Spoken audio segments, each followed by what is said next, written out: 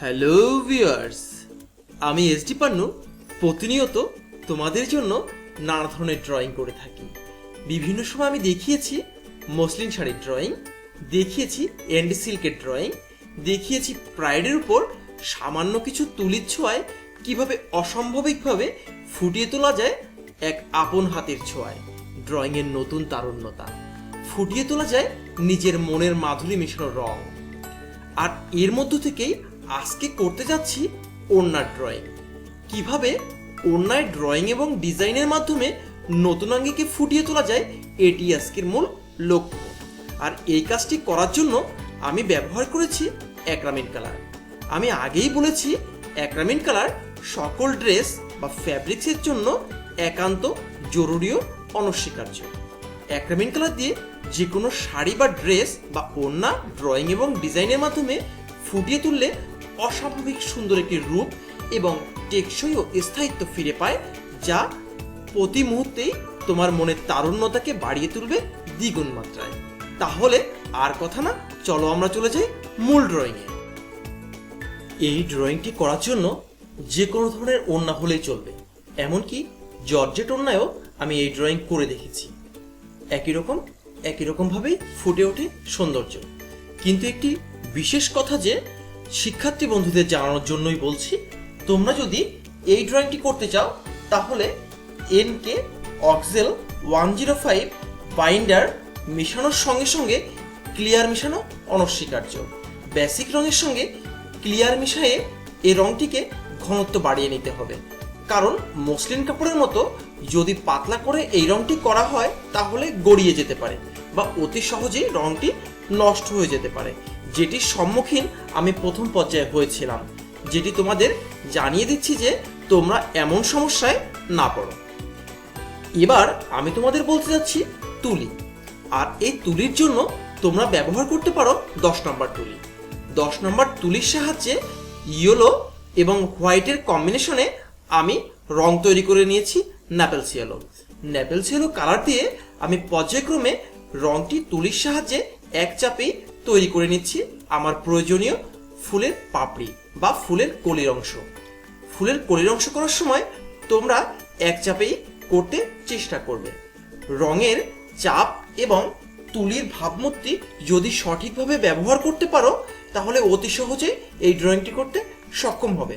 তবে বারবারের মতো করে রাখি, একটু প্র্যাকটিস আগে করে নিলে অবশ্যই ভালো হয়।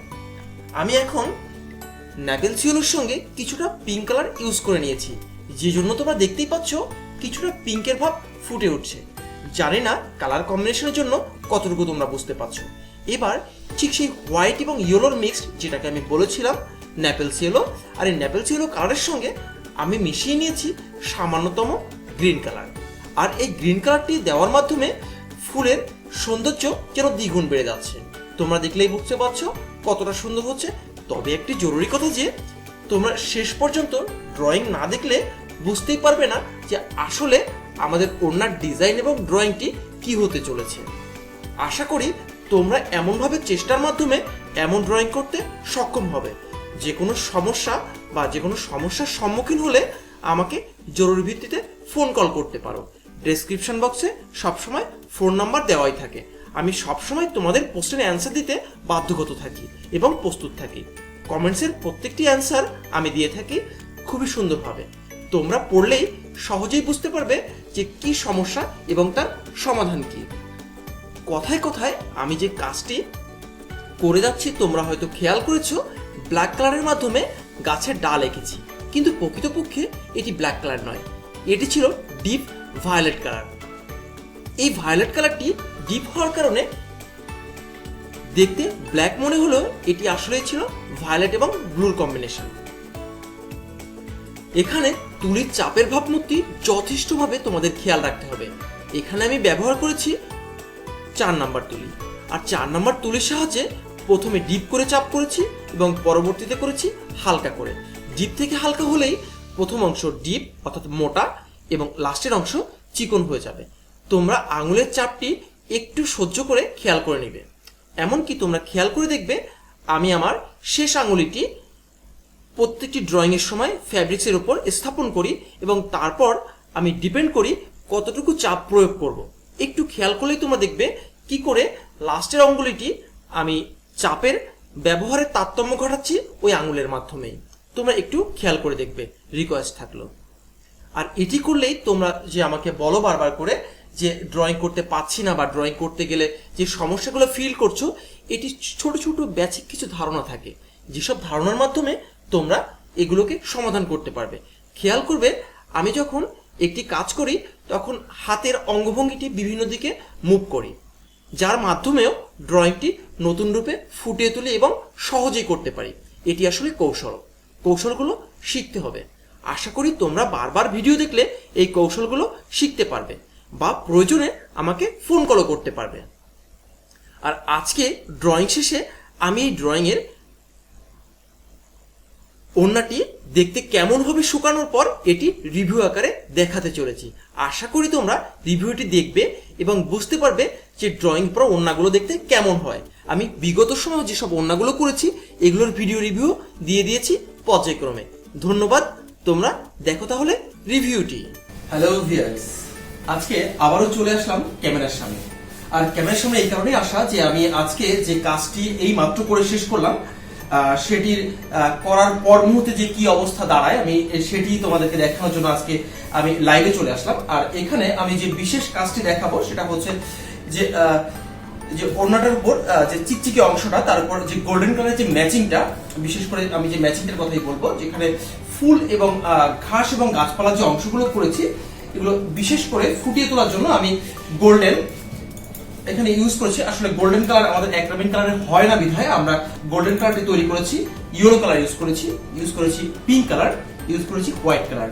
ইয়েলো, পিঙ্ক এবং হোয়াইটের কম্বিনেশনে আমি ফুটিয়ে তুলেছি এক নতুন ধরনের চিত্র, যেটা আশা করি একটা অন্যরকম তারুণ্যতার রূপ দিতে সক্ষম হবে। যে কারণে আমি একটু চেঞ্জেবল করে তৈরি করেছি। তোমরা অনেকে ইউনিক ডিজাইন চাও, যেটা কেউ করেনি বা কারো কাছে নেই বা কেউ কখনো পরেনি এমন কিছুই। তো এটি করার জন্য হঠাৎ করে আজকে আমার এটি মনে হয় আমি সকাল থেকে ড্রয়িংটি করি এবং অবশেষে আমার ফিডব্যাকটি এভাবে আসে।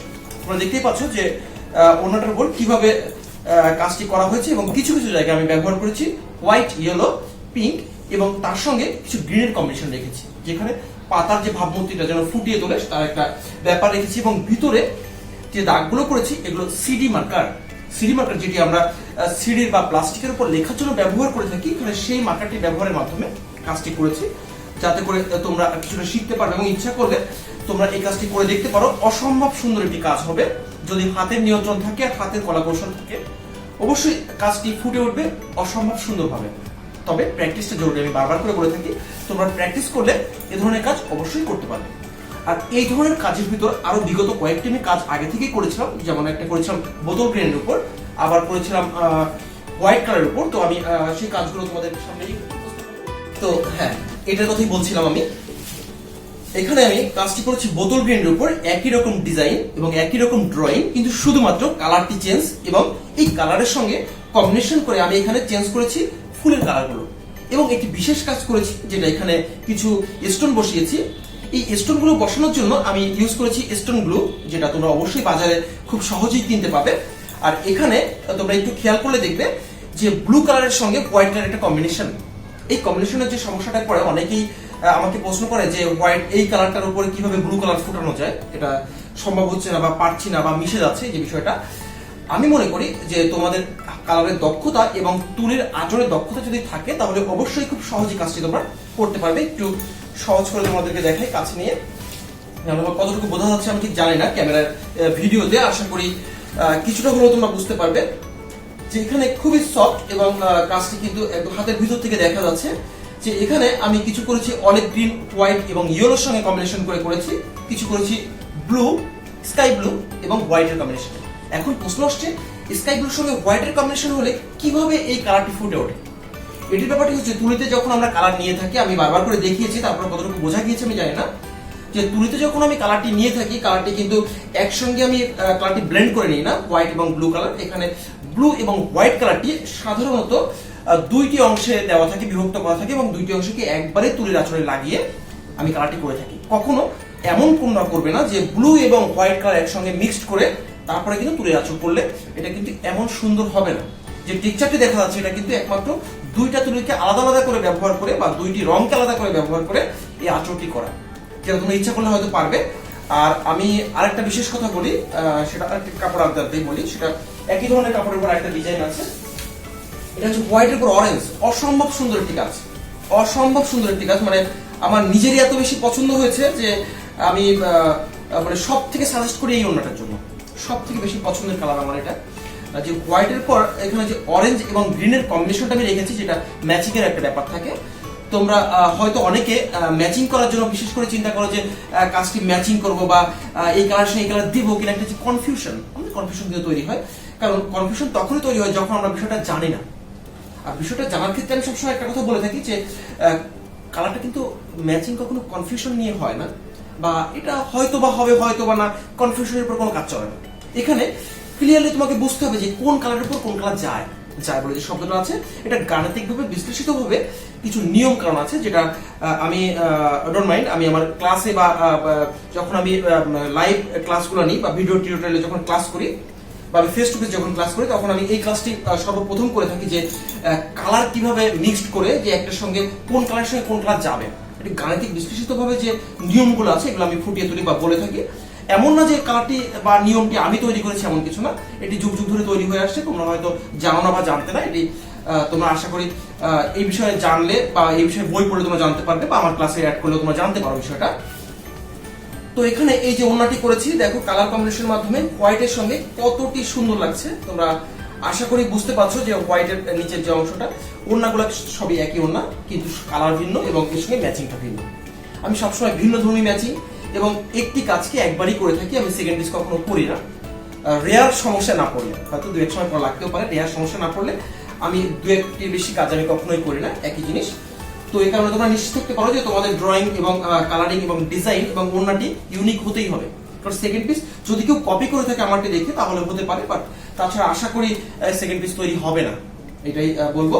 আর ইচ্ছা করলে আমরা এগুলো পাইকারি আকারে সেল করে থাকি, সে বিষয়ে আমি মাঝে মধ্যে ভিডিও কমেন্টসে বা আমি এসে ভিডিওর নিচের অংশে আমি জানিয়ে দিয়ে থাকি, বা আমাদের ডেসক্রিপশন বক্সে লেখা থাকে আমার ফোন নাম্বার। তোমরা ইচ্ছা করলে এটা দেখতে পারো, আমার সম্পর্কে জানতে পারো, এমনকি কালার সম্পর্কে, প্লাস যে ওড়নার ক্রয় বিক্রয় সম্পর্কে, যে আমি যে বাণিজ্যিকভাবে যে কাজ করে থাকি, যেটা পাইকারি সেল করে থাকি, সেক্ষেত্রে তোমরা ইচ্ছা করে জানতে পারো। তো আজকে তোমাদের সকল ভিডিওটি তোমরা দেখলে এবং এতক্ষণ ধরে যে ভিডিওটি দেখলে এই জন্য অসংখ্য ধন্যবাদ। আর আজকে তোমাদের সামনে প্রথম আসলাম শুধু তোমাদেরই জন্য, যে তোমরা কতটা ভালো করে কাজ করতে পারো বা আরো ভালো করে আশা করি কাজ করবে এবং এগিয়ে যাবে, এবং আমার সর্বাঙ্গীন সহযোগিতা যতটুকু করা সম্ভব আমি করব। ধন্যবাদ সবাইকে এতক্ষণ ধরে ভিডিওটি দেখার জন্য। ভালো।